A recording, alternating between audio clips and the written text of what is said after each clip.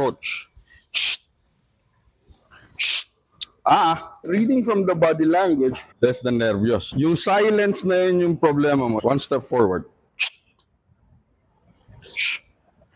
Wait. Inaantay ko, magbago yung frame of mind, not that. Hey. This one, observing. Hindi ko siya pwedeng pagalawin hanggang hindi siya mag-relax.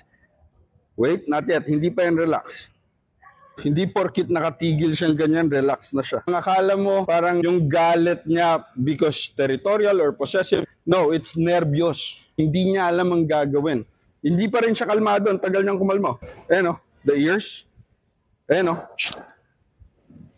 There you go. That moment, dun lang ako lalayo. Kailangan ko lang ng madaming repetitions para mas matutunan niya. Approach. Stop. There you go. Open mouth. I go. Nakita mo yung difference? Kanina ganun siya, intense. Tapos ngayon, mas open mouth na. There you go. There you go. There you go. Way better, buddy. Way better.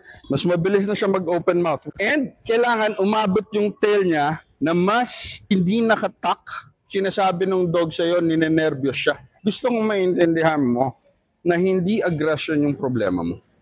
Pag sinabi nating aggression, malalak yung utak mo dun sa aggression. Rather than isipin mo, kailangan tanggalin natin yung root problem na ninenervyos siya. This is the typical dog na misunderstood. Sobrang misunderstood nito. Paano siya sa visitors? Visitors, sir, ma'am, mabait siya. Pwede pumasok, labas-pasok, kids, lahat. Good. Ibig sabihin, tandaan mo yan ha, yung sinabi mo, kumpiyansa siya dun sa bahay. Pero pagdating sa labas, kayong makaka-observe nun, palinga-linga siya. Hindi siya kumpiyansa. So you need to bring that confidence from inside the house outside. Ang nangyayari ngayon, uy, kilala ko ba to? Uy, hindi ko kilala to. Anong reaction ko? Yung mga biglang tingin ng gano'n, yun yung ayaw. Kung gano'n yung nangyari dun sa waiter, hindi ko na siya papaabutin sa gano'n. Kung pangit yung timing ng correction mo, tatayo siya. Tapos titignan niya kung ano yun. So, kung ang problema mo is doon sa public, hindi ko sasabihin sa'yo na mingle ka kaagad sa sobrang daming tao, pero kailangan mo siyang i-expose. So, I'll go here. Hi! Hi! Narinig mo? Nawala yung breathing? You need to control. Correct. Up. Di ba unang sinabi ko sa'yo kanina, pakiramdaman mo yung breathing? Kasi yung breathing should be normal. Pag nag-stop siya dahil may nag-approach, nagko-collect na siya ng air para sa I'm giving direct eye contact. In-acknowledge niya, nag-choose siya, magiging intense ba ako? Hindi. Himas layo. Very good. Unang ginawa niya after niya mag-choose, look away. That's what you want. Hindi mo kailangan na lahat ng tao sa labas pwede siyang himasin agad. Ang kailangan mo, ma-mitigate yung danger. Pansinin mo yung tingin niya. Hi, Chapa!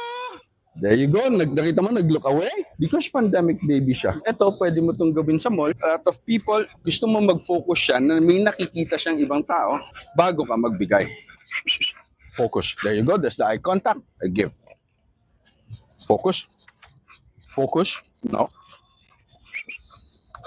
Focus. There you go. That's the eye contact I give. Gusto mo na kahit nasa labas ang attention niya dapat ikaw. Not to the point na anxious siya na hindi niya na kayang kumalma. Pero sir, pag gano'n na sobrang daming taong dumadaan, ano yung mga triggers na kailangan ko pati watch out? Close mouth. Unang-una, close mouth. Tapos makikita mo magdadilate yung pupil niya.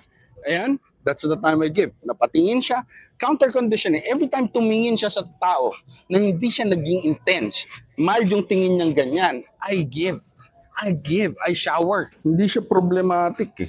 Kailangan lang talaga matanggal yung nervous niya tsaka yung hindi niya alam kung ano yung nangyayari.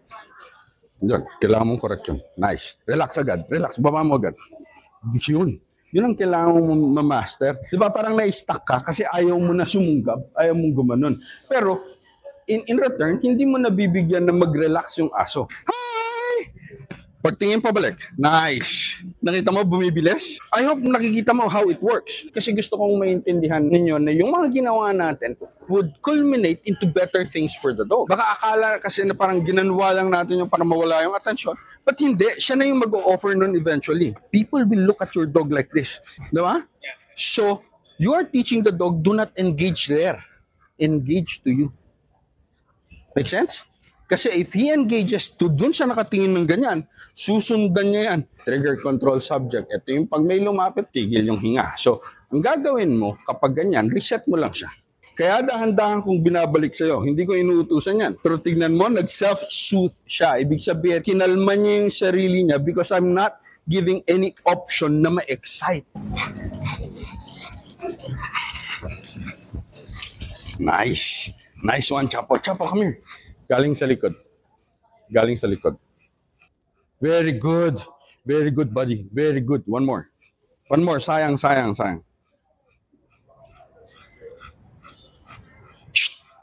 One more. Nahilo na asawa ko. Antay lang, ha?